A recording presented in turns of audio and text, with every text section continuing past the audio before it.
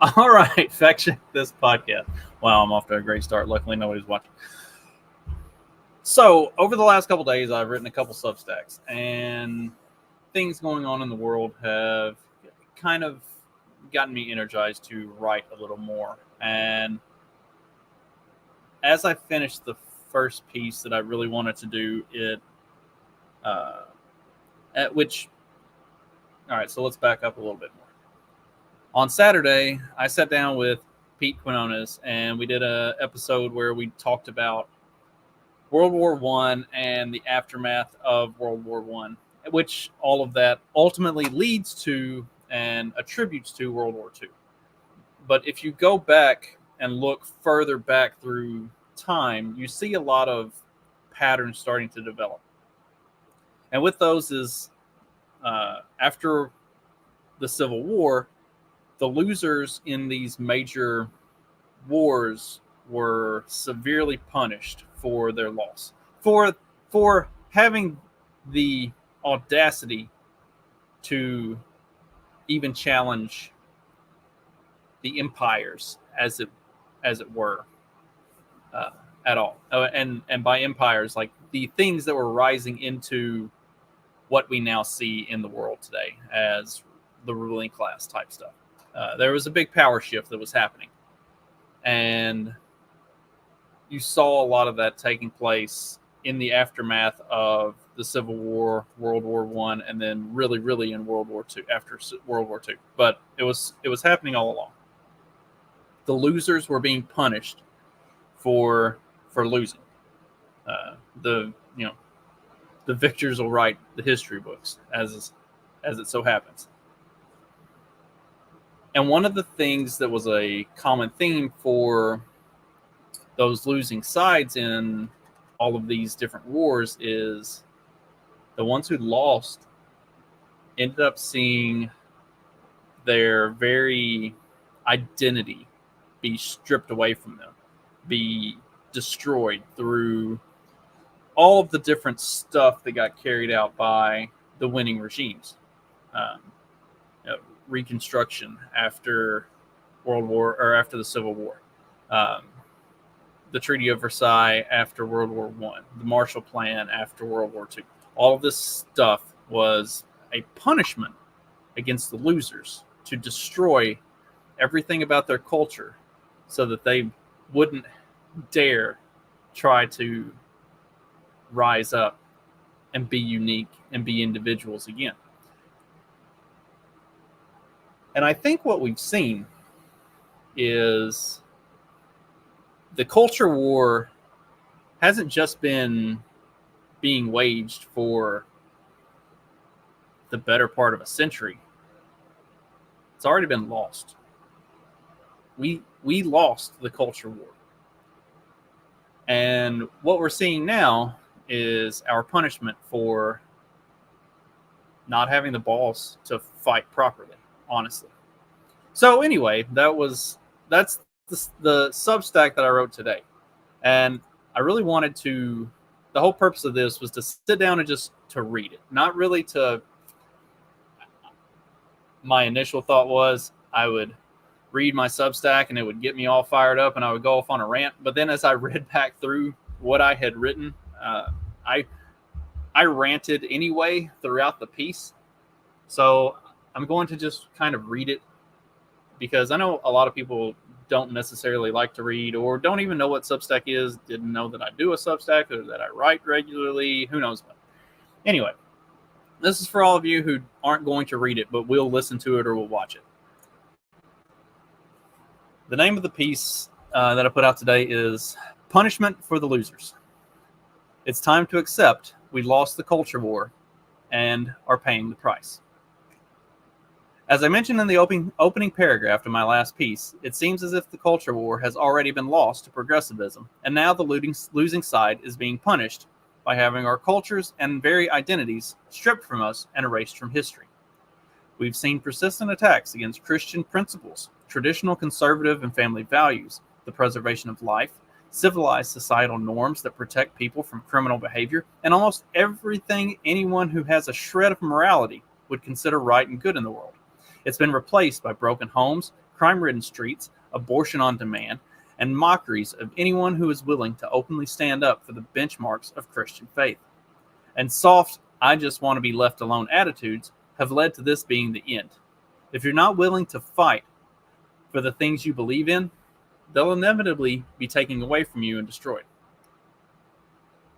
And this brings us to the latest controversial thing that's running the gambit of mainstream news, and maybe more importantly, mainstream Christian rationalization, excusing, and even justification of what most can clearly view as a mockery of, and possibly one of the most blatant slaps in the face of, Christian values in recent memory. The opening ceremony of the Olympics this past weekend in France. While many people, both Christian and non-Christian alike's natural reaction was to be taken aback by the apparent symbolism and mockery of the imagery from the opening ceremony, which was literally called La Cene sur un signe sur la Sienne, i.e. the Last Supper on the stage of the Sienne, although any record of that official title has since been wiped from existence. Naturally, if there's anything controversial that comes up and there's something that proves, hey, this controversial thing was actually a legitimate thing that people should be pissed off and offended by, they're going to wipe that from the face of the earth. You'll never see it again. The cleanup job that happened over the course of the weekend, stuff that you could find about this event, about this show that they put on right away, disappeared before we even made it to Sunday afternoon. So, as you would expect, obviously. Many Christian apologists, not to be confused with Christian apologetics, which we'll get to later, came to the defense of the presentation, claiming that it wasn't actually offensive, and even if it was offensive, Jesus preached love and turning the other cheek and yada, yada, yada. So just accept having your faith mocked with grace and humility and stand by while everything you hold dear in the world is destroyed. I don't know when Christianity went from being something that changed the world to being this spineless creature mainstream Christians have turned it into. And when I say mainstream Christians, I put it in parentheses because I don't believe any of them are actually Christian. They go to church and they say and do all of the Christian-y things to make everybody think that they're good people. But at the end of the day, they're just a bunch of demonic presences that don't know what it actually means to be Christian. They know what it means to put on a good show and pretend to be a good person. At least what they believe to be a good person. What society tells them it is to be a good person. They're not Christians. They're Christians. What these Christians have turned it into. But it sickens me more, actually, than the display from the opening ceremony. And what's more on the topic is the defense of this display doesn't even hold up against a minimal amount of scrutiny. You see all of these Christian apologists who are explaining why we shouldn't be mad about this display, why it wasn't actually this terrible thing, why it wasn't a mockery of Jesus, why it wasn't a mockery of the Last Supper, why you shouldn't be judging or blaming or getting upset about this. Oh, well, I don't think the people who did this are actually Christians, so you shouldn't judge them for if a non-Christian is mocking Christianity, that doesn't make it excusable. Like some of the conversations I've had. I'll say conversations, not arguments, because I have yet to find one of these conversations to be hostile, at least from my side of it. And if I don't warrant your rebuttal to the points that I'm making, educated or intelligent enough to get me worked up or to really get my mind working, then if you're getting mad at me, it's still not an argument. This is, I'm in a battle of wits. It's best not to arrive unarmed, and I don't think I've come up against an armed opponent yet in the conversation where this is concerned. Mostly because they generally avoid the actual factual points that I make and turn it towards squish Christianity and bullshit talking points like that, instead of actually taking on facts and truth of what's going on here. So, carrying on. First of all, we have a soft apology issued by the Olympic Committee, which has surprisingly been reported by many mainstream news outlets with more honesty, I think I'll say, than what the full text of the actual statement may have conveyed. And the actual text of the apology has also been twisted, turned, skewed, changed, reported, and re-reported a number of times to where it's hard to actually know what the apology actually said and didn't say. Spin, baby, spin. So anyway, this is from ESPN. ESPN is generally pretty woke, pretty leftist. I definitely would not call ESPN a Christian conservative sports publication. Paris 2024 apologizes for the Last Supper sketch after criticism. Paris organizers apologized Sunday to Catholics and other Christian groups angered by a kitsch tableau in the Olympic Games opening ceremony that depicted Leonardo da Vinci's famous Last Supper painting. They've admitted that it was depicting the Last Supper, even though the Christian apologists will tell you, "Oh no, this definitely wasn't the Last Supper. They didn't mean anything by it. They didn't mean any harm by it. Yeah, it was Dionysus. It was Dionysus." So while the official apology didn't actually state that the performance was intended as a mockery of the Last Supper, and the ceremony's artistic director has since stated, "My wish isn't to be subversive, nor to mock or to shock. Most of all, I wanted to send a message of love, a message of inclusion, and not at all to divide." Well, that said, the fact, but many of the performers who were on the stage have made it very clear that it was most certainly intended as a representation of the Last Supper, if not explicitly stating that it was meant to be a mockery of it. And if you go and check out the piece, there's a link to an article that has half a dozen of the performers who were on stage acknowledging that it was meant to be a depiction of the Last Supper. So whatever you want to excuse and apologize it away as, they have actually stated this is what it was. The next justification of why this clearly wasn't meant as a mockery of Christianity in the Last Supper is the many references to a painting that was done a long time before the Last Supper, which is where the inspiration for the ceremony came from. A painting called The Feast of the Gods. Except here's the catch. There are at least 4, if not more, different paintings that are called The Feast of the Gods. And the Last Supper was painted in, it was started in 1495 and it was completed in 1498. Literally every single iteration of the Feast of the Gods was completed somewhere between the mid 1500s to the early 1600s, and the most recent one was completed somewhere in the early 1800s. Now, every single one of these Feast of the Gods is a very clear styling in the same form as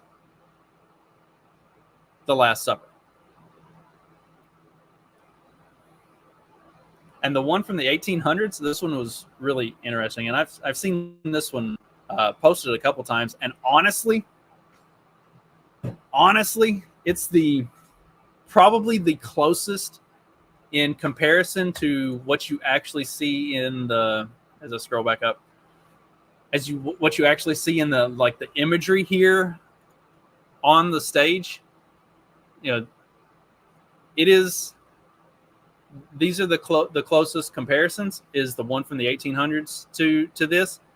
The one from the 1800s was done by, I can't remember the dude's name. I need to go look it back up.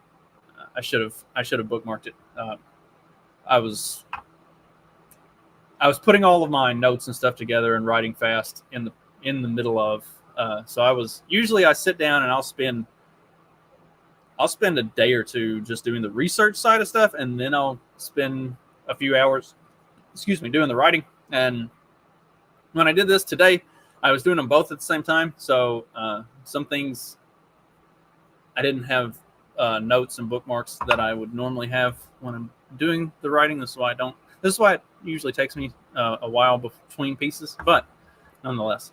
So the one from the 1800s was actually a post-enlightenment artist who hated Christianity, and he literally and specifically created his piece to mock the Last Supper. Like, that was the intent. It was supposed to be mocking imagery of the Last Supper to glorify these pagan gods. So maybe, just maybe, all these apologists are just too scared to stand up for their own faith and the God that they claim to be loving and serving. And instead, they'd rather be spineless and useless in the face of persecution. And even if you want to say, no, this wasn't intentional, it wasn't meant to be a mockery or to take a jab at Christians, it wasn't meant to depict the Last Supper, it was for real, just a depiction of the Feast of the Gods. Okay. The Feast of the Gods in every iteration is a celebration of debauchery and degeneracy and paganism and like all of this stuff. Having an entire stage full of drag show champions while one of them literally has his balls hanging out of his shorts while he's standing behind a child on live television on a fucking stage.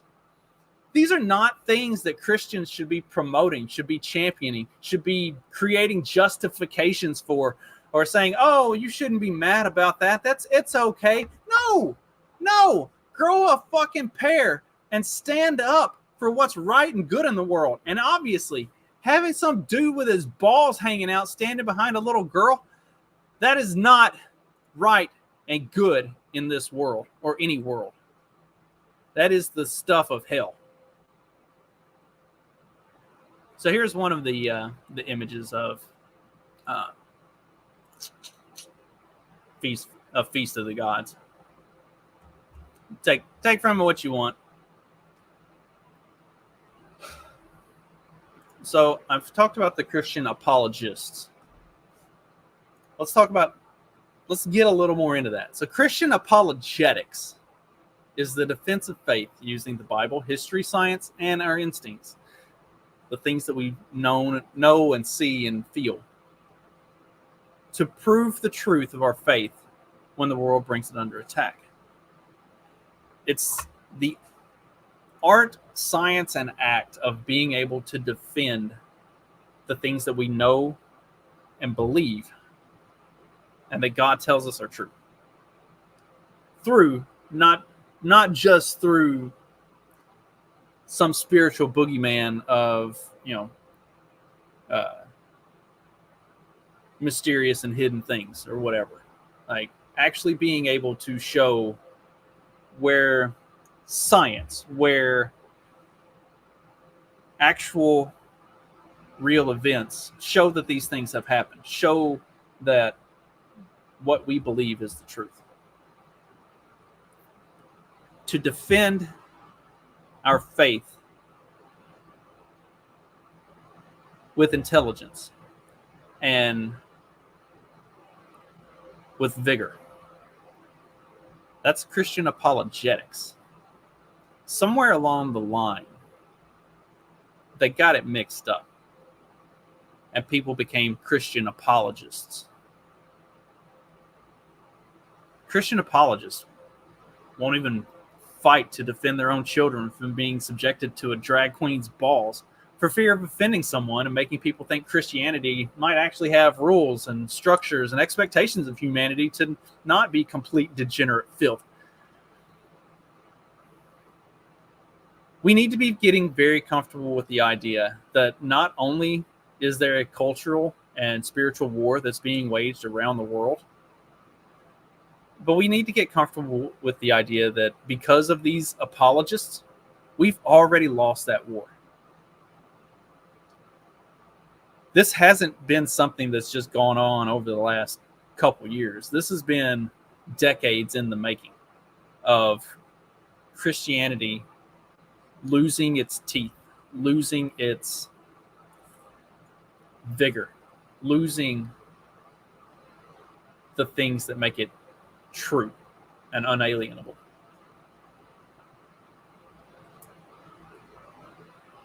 So now we have to take on the mentality of the early Christian church, which came into existence while being ruled by the Roman Empire, which was godless and hedonistic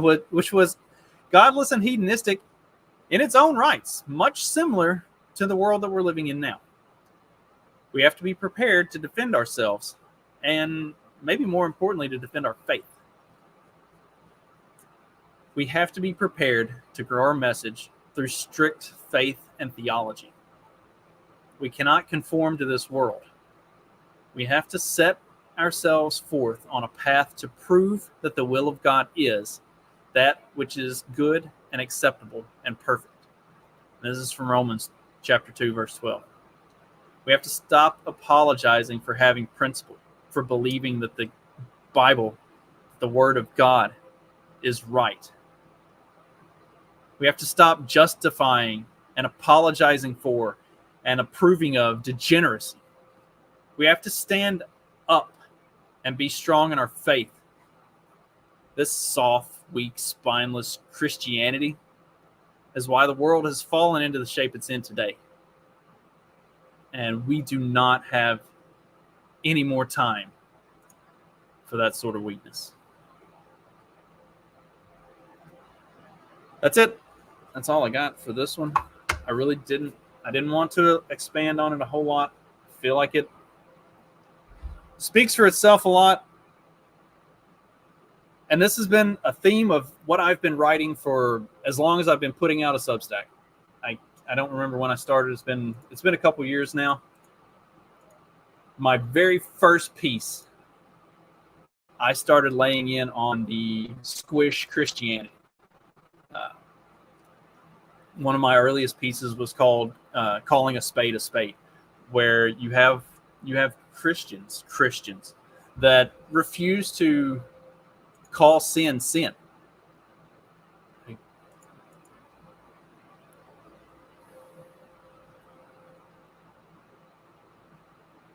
We, as American Christians, have become soft and complacent.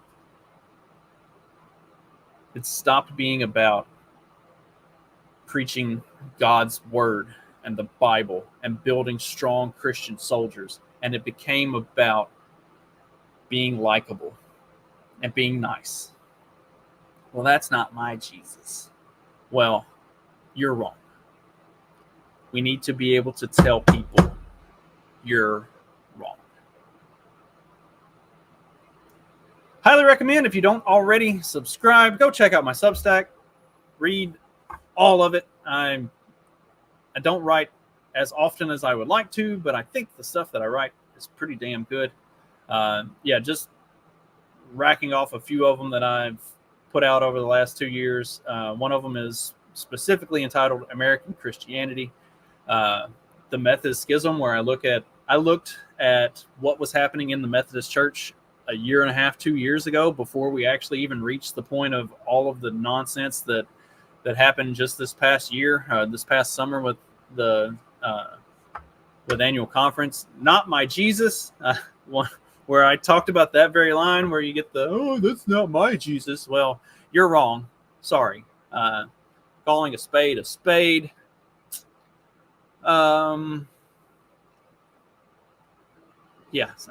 I've got a bunch of stuff. Was Jesus a Marxist? The difference between being religious and being spiritual. I looked at the He Gets Us advertisements that they did in the Super Bowl 2 years ago, and then I went back and revisited He Gets Us this year after they put more advertisements out. I got a lot of stuff on my Substack. I highly, highly, highly recommend it. That's where I feel like I do my best work. Honestly, I don't feel like I'm good at this. I definitely don't. As you can tell, I don't put a whole lot of time or effort into production value of this. But when I read when I write, like I said earlier in this, like usually on a typical writing, I'll spend a couple days doing all of my research, getting all my notes together, putting everything together for what I want to write, and then I'll spend the better part of a day just writing. That's where I really feel like I put the most effort into my work. So please, by all means, go check out my Substack. That's where I do the good stuff. This is just a platform for me to rant or to talk to my friends. Thank you, Jay and Screwed Up Rebellion. I really appreciate y'all checking it out. Anyway, that's all I got for tonight. I will be back. I'm going to say the wrong date because I just said the wrong date. Literally Saturday when I was with Pete. I will be back on August 12th with Don the Pleb. We will be doing our next edition of Ways of the World, and we'll be talking about a lot of the craziness around the Trump assassination attempt, Joe Biden stepping down, Kamala Harris stepping up, and do a little preview of the DNC that'll be coming up the following week. And then I will be back again on Wednesday, August 14th. I'll be joined by Mark Metz. We'll be doing our episode on Napoleon. So if you're interested in history, tune in for that. And if you have absolutely no care for history at all, tune in with Don because he's always a lot of fun to talk to. That's all I got for tonight. Jay, turn your computer on because we are playing some Helldivers. Let's get it. Making fascism fashionable. Stomping one bug at a time. Later, everybody.